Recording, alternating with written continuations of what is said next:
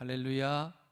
예, 오늘 본문의 내용은 너무나도 많이 알려져 있는 그런 내용이죠. 영화로도 소개되어져 있고 또 솔로몬의 어떤 생애 가운데 가장 돋보였던 그런 한 장면이기도 합니다.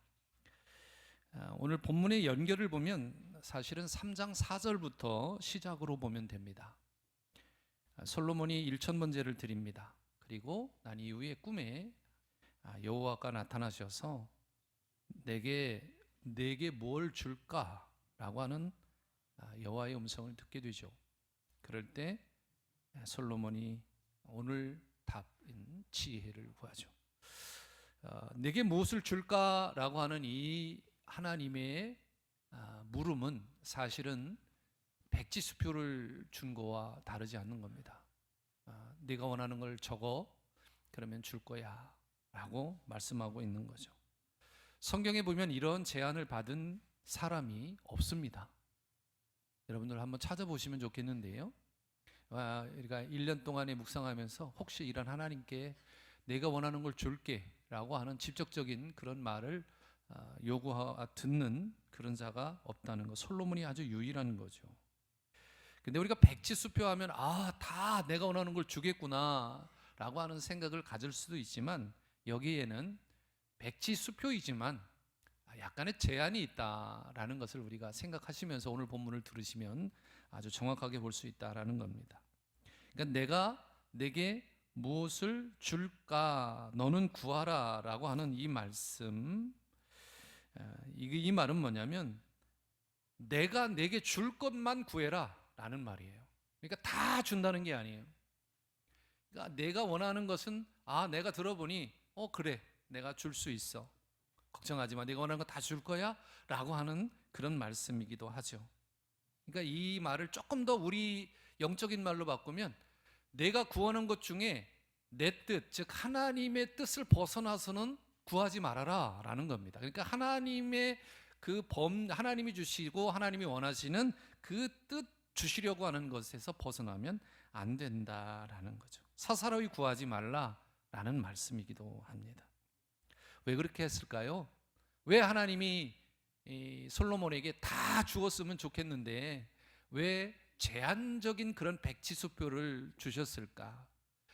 이런 상황들을 야고보서 4장 3절이 아주 정확하게 그 답을 정하고 있고요. 우리 같이 한번 읽어보겠습니다. 여러분의 목소리로 시작. 구하여도 받지 못함은 정욕으로 쓰려고 잘못 구하기 때문이다. 여러분, 기도 중에요, 우리가 많은 기도의 내용 중에 대부분 기도의 내용을 보면 99.9%라고 해도 조금 틀리지 않은 말인데, 나의 어떤 신상의 문제, 나의 재물의 문제, 건강의 문제, 이런 문제들의 기도의 제목이 거의 맞을 거라고 보는데, 사실 여러분, 우리가 기도하는 것을 보면 그 기도 내용 중에 많은 위험성을 갖고 있는 것들이 많이 있다. 그냥 하나님의 이름으로 기도하면 들어줄 것이다 라고 하는 그런 잘못된 생각을 갖고 기도하는 부분들이 참 많다. 특별히 우리가 살면서 이렇게 기도하는 것들을 오늘 솔로몬을 통해서 하나님이 백지수표를 주셨는데, 그 백지수표가 만사형통이 아니라 하나님이 원하시는 것을 벗어나서는 안 된다. 즉 자기의 어떤 정욕이나 어떤 자기만의 유익을 위해서 구하는 것은 하나님이 주시지 않는다라는 겁니다. 우리가 잘 한번 생각해 보시면서 야고보서 4장 3절의 이 말씀을 우리의 삶에서 적응하면서 기도를 하면서 여러분들의 그 기도의 내용에 한번 접목하고 기도해 주셨으면 좋겠다라는 겁니다. 하나님, 우리가 기도할 때 예수님의 이름으로 기도합니다 라고 말하지 않습니까? 이 말은 하나님의 뜻에 올바른 기도, 부합하는 올바른 기도를 해야 한다. 누구의 이름으로? 예수님의 이름으로 해야 된다. 그래야 하나님이 받으신다라는 거죠. 하나님의 그 제안을 받은 솔로몬이 이제 지혜로운 마음, 지혜를 달라고 합니다.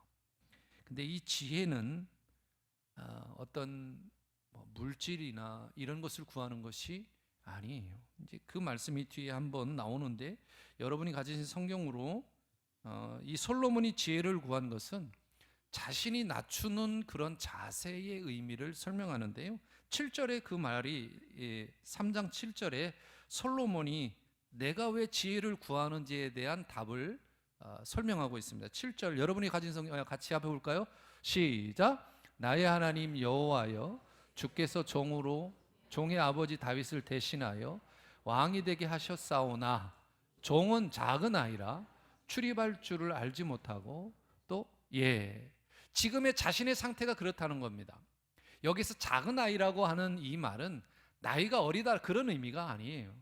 이제 새롭게 왕으로 출발하는 그러한 하나님이 세우신 왕으로서 새롭게 나라를 이끌어가야 하고 하나님이 세우신 이 나라를 영적으로 보강하게 만들어야 되는데 아버지가 했던 그러한 어떤 정치와 하나님과의 영적인 관계 속에서 부강했던 나라를 나는 스스로 그걸 만들 수 없는 겁니다. 그걸 늘 지켜봤거든요, 아버지를 통해서. 그래서 솔로몬은 자신을 낮추는 거예요. 나는 작은 아이입니다. 즉 알 수 없는 것들을 어른을 통해서 알길 원합니다. 나에게 지도하여 주시고 이 나라를 이끌어가 주십시오라고 하는 겸손의 자세로 하나님께 지혜를 구하는 거죠. 여러분, 하나님은 이 솔로몬의 요구에 너무나도 흡족해 하셨다, 저는 그렇게 생각합니다. 왜요? 재물이나 권력이나 이런 것을 구한 것이 아니라 자신을 낮추는 그 자세. 이 7절을 우리가 잘 한 번 더 쉬운 성경으로 제가 여러분들에게 말씀을 해드리면 여러분이 좀 이해하실 수 있는데요. 그러나 주 나의 하나님, 주님께서는 내가 아직 어린 아이인데도 나의 아버지 다윗의 뒤를 이어서 주님의 종인 나를 왕이 되게 하셨습니다. 나는 아직 나가고 들어오고 하는 처신을 제대로 할 줄 모릅니다. 참 겸손하죠. 이 다윗이 왕이 왜 되었는가? 하나님께서 다윗의 큰 아들들을 있는데도 불구하고, 많은 아들들을 있는데도 불구하고 이 솔로몬, 특별히 정상적인 아내를 통해서 얻은 아이가 아닌 그런 아이를 왕으로 세우셨을까라는 그런 생각을 해보게 되는데, 가장 먼저는 이 다윗이 가지고 있는 그 마음의 준비, 왕으로서 가져야 되는 그 자세가 이 왕이 됐을 때에 올바르게 세워졌다라는 것을 우리가 알 수 있습니다. 솔로몬이 자신이 왕으로 세움을 받았지만 중요한 건 뭐냐면 그 주님의 백성들을 어떻게 이끌어갈 것인가에 대한 것에 대해서 자신이 없었던 거예요. 그래서 권력이 아니고 또 오래 살라고 하는 것도 아니고 원수들의 목을 달라고 한 것도 아니고 그냥 단순하게 이 백성들을 편안히 살 수 있도록 하나님 통치할 수 있는 지혜를 주십시오라고 기도하는 겁니다. 제가 이 지혜라고 하는 단어를 네이버에서 한번 사전적 정의를 한번 쳐봤어요. 그랬더니 이렇게 이야기합니다. 이치를 빨리 깨우치고 정확하게 상황을 처리하는 정신적인 능력을 의미합니다. 쉽게 말하자면 사리를 분별해서 적절하게 처리하는 능력을 지혜라고 사전은 정의하고 있어요. 자, 솔로몬이 왜 지혜를 구했는지, 물론 그때는 네이버가 없었겠지만 이 지혜를 구한 솔로몬이 얼마나 참 지혜로운 사람인가를 잘 알 수 있습니다. 여러분, 오늘 우리가 이 본문의 말씀을 보면서 특별히 이 재판이 우리들에게 너무나도 많이 소개되어졌고 많이 들었던 내용이지만, 사실 우리가 이 재판을 통해서, 솔로몬이 이 행하는 재판을 통해서 우리들이 이 시대를 살아가면서 해야 될 일들을, 그 메시지를 이 재판을 통해서 너무나도 많이 이야기하고 있는데 우리는 익숙한 것만 들으려고 한다. 그래서 다시 한번 우리가 생각했던 거, 들었던 것을 다시 한번 머릿속에 기억하시면서 오늘 여러분에게 주시는 이 재판을 통한 지혜의 그 이끄심, 우리 하나님의 지혜를 다시 한번 생각해 보는 시간을 가졌으면 좋겠습니다.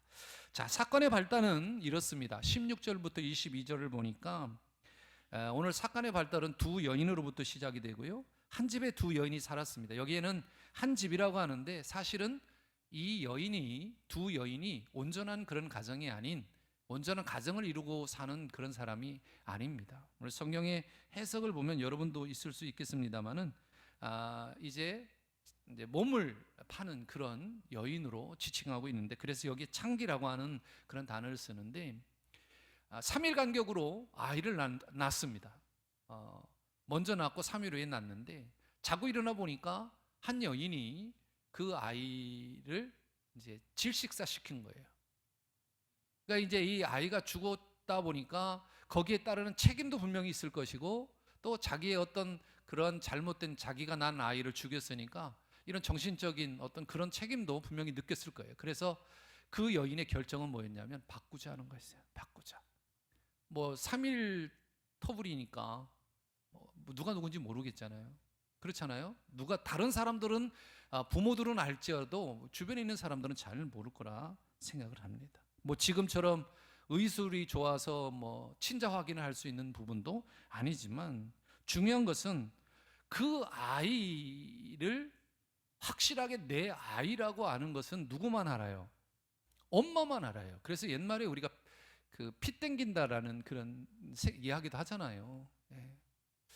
우리가 오랜 동안 쌍둥이가 있었는데 멀리에서 이렇게 떨어져 있어요. 그런데 여차저차해서 그들이 쌍둥이라는 걸 알게 되고 또 만나게 됐을 때 우리가 그런 얘기를 해요. 이게 쌍둥이로 만나는 것이 참 한 핏줄에서 나온 거기 때문에 그 핏줄이 피를 땡긴다라는 말이 있습니다. 부모와 자식도 마찬가지이죠. 결국은 이 사건으로 인해서 두 여인이 솔로몬에게 찾아오게 됩니다. 말씀드렸듯이 이 상황에서는 친부모를 찾는 것은 쉬운 일이 아니에요. 그럼에도 불구하고 솔로몬에게 온 이 두 사람의 이 여인에게 솔로몬은 이 문제를 해결해야만 하는 그러한 위치에 서 있습니다. 만약에 이 문제를 해결하지 못했다면 솔로몬은 정치적으로 큰 위기를 맞을 수 있고 통치함에 있어서도 백성들이 신뢰하지 못할 것이다. 그런데 오늘 본문 28절에 보면 이렇게 솔로몬의 이 재판에 대한 결과를 이렇게 이야기합니다. 우리 같이 한번 읽어보겠습니다. 시작. 온 이스라엘 왕이 심리하여 판결함을 듣고 왕을 두려워하였으니. 아멘. 여기 이 문제를 해결했다는 거예요. 그런데 그 왕이 두려웠다는 거예요. 어떻게 이런 결정을 할 수 있을까? 이 결정은 한 번 더 말씀드리겠습니다만은 한 아이를 둘로 나눠주라. 여기에는 모성애를 자극하는 부모가 어떤 사람인가, 자기가 낳은 아들을 얼만큼 사랑하는가에 대한 분명한 그 메시지를 가지고 이것을 갈라라라고 하는 것으로 결정을 내게 되는데, 더 이어서 이는부터 시작. 이는 하나님의 지혜가 그 속에 있어 판결함을 봄이더라. 솔로몬이 그 문제를 해결했어요. 사람들이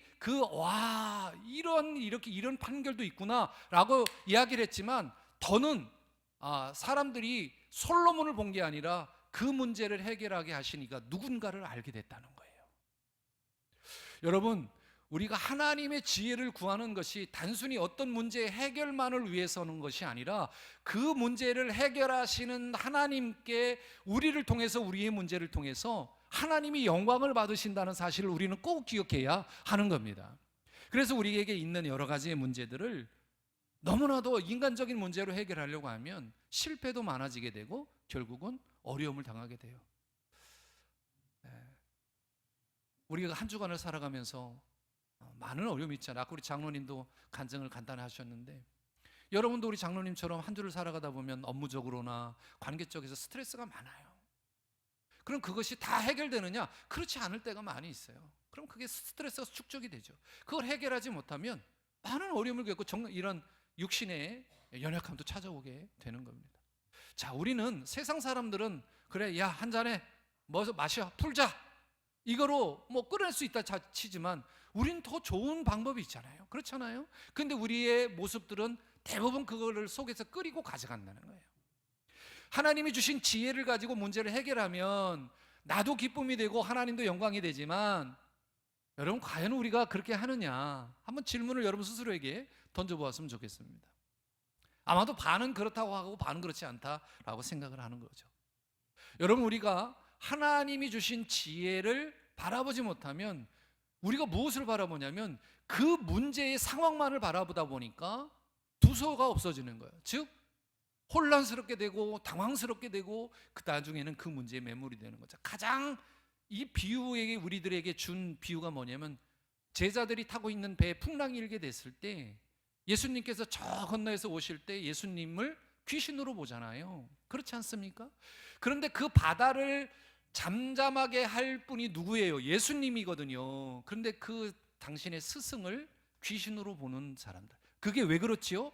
지금 처해 있는 상황, 그것에 매몰이 되면 그 문제를 해결하실 분이 옴에도 불구하고 그것을 알아내지 못한다라는 겁니다. 그래서 우리가 영적으로 민감해야 된다라고 하는 이 말의 의미는 늘 하나님과 어떤 문제와 어떤 일들 속에서 그것을 나 혼자 그 상황 속에 혼자 있지 말고 하나님께 맡겨야 돼. 그래야 하나님이 주시는 지혜로 그 문제를 해결해 나갈 수 있는 거예요. 여러분, 이게요, 하나님과 불신하는 자와 하나님께 영광을 올려드리고 하나님이 주신 지혜를 갖고 살아가는 사람의 차이점이에요. 저는 오늘 여기 예배하는 여러분 모두가 솔로몬처럼 나는 작은 아이입니다, 내가 들어갈 줄도 모르고 나올 줄도 모릅니다라고 하는 이 고백이 우리가 신앙의 연수와는 상관이 없어요. 지금의 신앙 상태에서 모두가 여러분 그렇게 고백하는 여러분이 되기를 주님의 이름으로 축원합니다. 그래야 하나님이 이끄심을 받을 수 있어요. 2024년도 저희가 우리 사랑의 교회가 화합이라고 하는 모토를 가지고 새롭게 출발합니다. 그래서 3월 1월 1일 2일 전 재직은 아니지만 하나가 되자라고 하는 주제를 가지고 우리 리더십 세미나를 합니다. 이제 다음 주 이 게시판에 붙을 거고 프로그램도 붙을 거고 다 붙을 건데 우리 교역자들이 열심히 기도하고 지금 준비하고 있습니다. 그리고 우리 장로님들이 리더가 돼서 각 팀원들 어떻게 우리가 2024년을 살아갈까, 우리끼리 하는 게 아니라 하나님의 지혜로 우리 사랑의 교회가 뿔뿔이 헤어졌던 우리들이 하나가 되고 그 하나가 됨을 통해서 귀한 하나의 열매를 맺는 고린도전서 1장 10절의 그 말씀, 마음과 뜻과 하나가 되어졌을 때 나타나는 그 열매를 맺는 교회. 어느 교회요? 사랑의 교회. 감동이 없으시군요. 이럴 때는 아멘 해주는 거예요. 여러분이 할 거니까. 여러분, 하나님이 원하는 일만 하면 개인이 됐든 교회가 됐든 가정이 됐든 어떤 문제에 매몰이 됐든 그 문제를 통해서 나에게 기쁨이 오고 하나님께 영광이 오는 줄 믿으시길 바랍니다. 이 발단이 이렇게 됐어요. 한 가족에는 이게 정말 어처구니가 없고 또 한 여인에는 자식을 잃었기 때문에 아이를 가져온 문제는 그렇다 치더라도 아이를 또 다시 자기 거로 만들어야 되는 그런 위기 속에 있잖아요. 이것이 사탄의 발단이 됐는데 그 문제를 23절 이하 27절을 솔로몬이 판단을 하게 됩니다. 아주 명쾌한 그런 답을 찾는데 다른 거 아니었어요. 모성애를 자극한 거예요. 누가 진짜 엄마인가? 야, 신하에게 이제 칼 가져와. 놀랬을 거 아니에요. 왜 칼을 가져오라고 하나? 여기 산모를 누굴 죽일 건가? 아니요, 그게 아니었어요. 그 아이를 여기다 뉘어놓으라고 하겠죠? 그리고 칼을 들어서 쳐라, 반반씩 나눠줘라, 그렇게 얘기했을 때 친엄마와 거짓 엄마는 분명하게 다른 차이의 이야기를 합니다. 내 자식이 내 눈앞에서 죽는데 그걸 볼 사람이 누가 있습니까? 그렇잖아요. 아니요. 됐습니다. 제가 포기하겠습니다. 그런데 놀라운 건 뭐냐면 그 아이를 몰래 훔쳐간 여인의 이야기예요. 아유, 괜찮아요. 반이라도 나눠주세요. 참, 내가 시대를 같았으면 가서 그냥 꼴밤이라도 안 돼 그냥 세게 때려주고 싶은데 참, 내가 부모된 입장으로서 말도 안 되는 얘기잖아요. 말도 안 되는 얘기. 자기의 욕심을 채우기 위해서 한 생명을 취해서라도 그것을 달라는 거예요. 여러분, 모성애를 가진 엄마의 모습은 누구의 마음이에요? 하나님의 마음이에요. 하나님은 여러분 한 영혼이라도 사단에게 뺏기지 않기 위해서 지금도 불꽃 같은 눈동자로 지키신다는 사실을 여러분 꼭 기억하시길 바라요. 하나님의 마음이 정말 우리의 모성애를 자극하는 엄마의 마음처럼 늘 그렇게 우리를 사랑으로 붙들어 주십니다. 26절 말씀 우리 함께 읽겠습니다.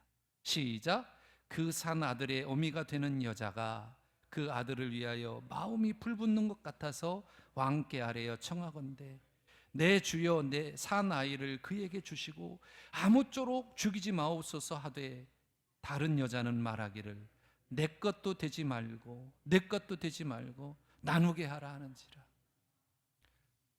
그냥 이거 읽을 때마다 속이 막 열불이 올라요.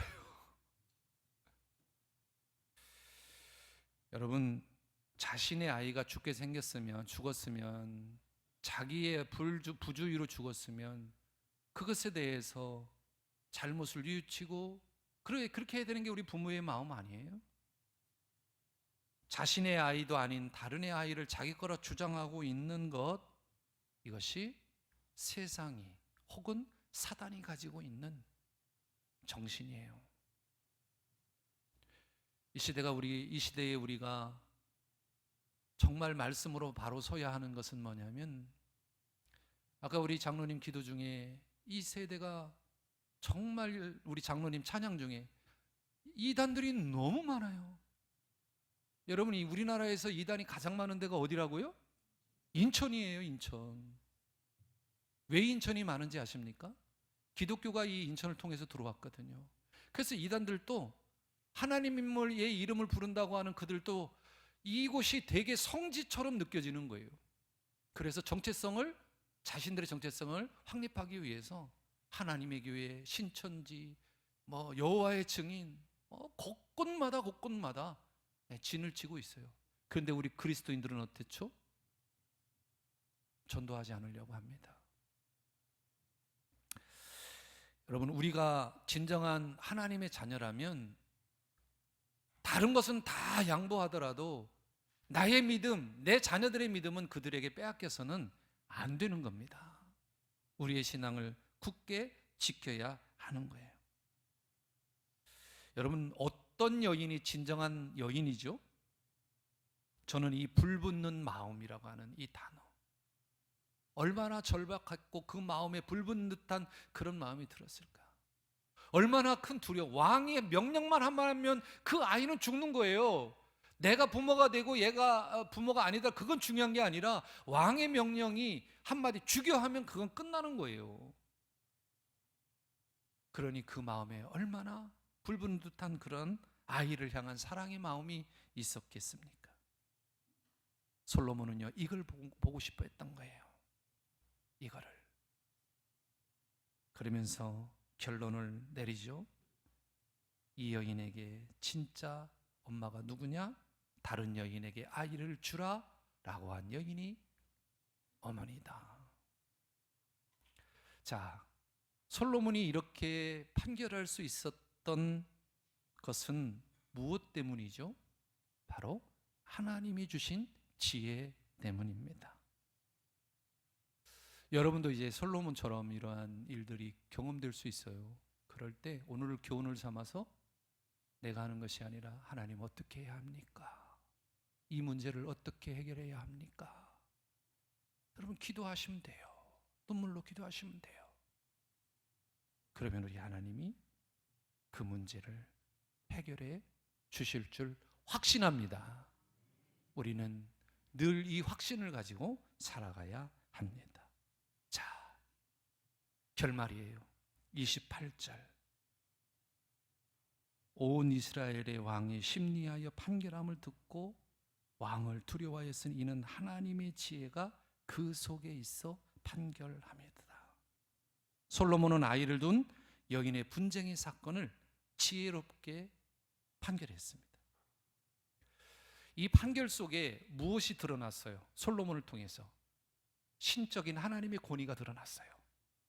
사람들에게 있어서 이게 솔로몬이 한 것이 아니라 그 안에 있는 하나님이 하셨구나라는 것을 솔로몬의 그 지혜를 통해서 하나님을 보게 됐죠. 그리고 솔로몬은 더욱더 큰 명성을 얻게 됩니다. 만약에 너 뭐 갖고 싶어? 라고 백지수표를 줬을 때 하나님 재물도 많이 주시고요, 뭣도 많이 주시고요, 원수들도 다 물리치게 해주세요 라고 했다면 또 다른 방법이 그에게 있을 거예요. 이 지혜를 통해서 하나님은 이 재판도 정말 하나님의 영광을 나타나게 했지만, 앞서 우리가 보았던 열왕기상 3장 12절에서부터 14절 내 전에도 우리 함께 한번 읽어볼까요? 말씀 한번 우리가 한번 읽어보겠습니다. 열왕기상 3장 12절에서부터 14절 PPT 있어요. 한번 띄워봐 주세요. 자, 여기 보시게 이걸 보시면서 하겠습니다. 시작. 내가 내 말대로 하여 내게 지혜롭고 총명한 마음을 주노니 내 앞에서 너와 같은 자가 없거니와 내 뒤에도 너와 같은 자가 일어남이 없으리라. 내가 또 내게 구하지 아니한 부귀와 영광도 내게 주노니 내 평생의 왕들 중에 너와 같은 자가 없을 것이라. 아멘. 여기까지. 이게 누구의 약속이에요? 하나님의 약속이에요. 그런데 자 14절 한번 보여주세요. 14절. 근데 여기 분명한 하나님의 말씀이 있어요. 뭐냐면 내가 만일이라는 거예요. 만일 내 아버지 다윗이 행한 같이 내 길로 행하며 내 법도와 명령을 지키면, 이거는 지금 현재 일이 아니에요.